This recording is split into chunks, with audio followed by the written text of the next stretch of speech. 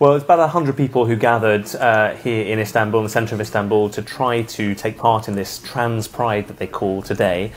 In a week's time, there will be the main gay pride, and both of those events have been banned in the last few days by the Istanbul governorate after the Turkish government issued orders because it says there were threats from ultranationalist groups, and so as to protect those taking part, it banned them. But of course, opponents of the government say that the government has simply caved into alleged threats, possibly stoked the threats themselves as an alibi, as a way of basically banning pride marches which are against the more conservative, more Islamist stance of the government.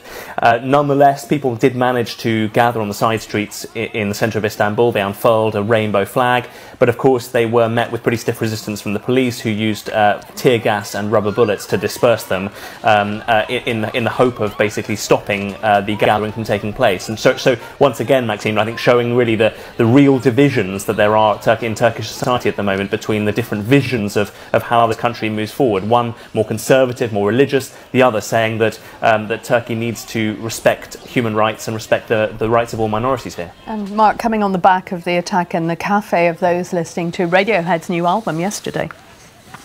Yeah, I mean, tensions really certainly simmering here.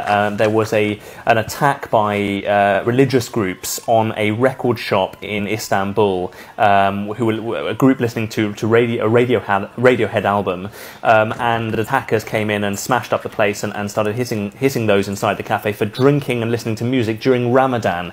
Now, today, the 3 people who had been taken into custody for the attack have been released, and that, say opponents, absolutely shows the fact that judicial independence no longer exists in this country, and that while people who are allegedly insulting the president are jailed for months on end for writing criticism of the president, those who actually launch attacks on the more secular side of the country are allowed to walk free. So again, a very divided, a very unhappy Turkey at the moment.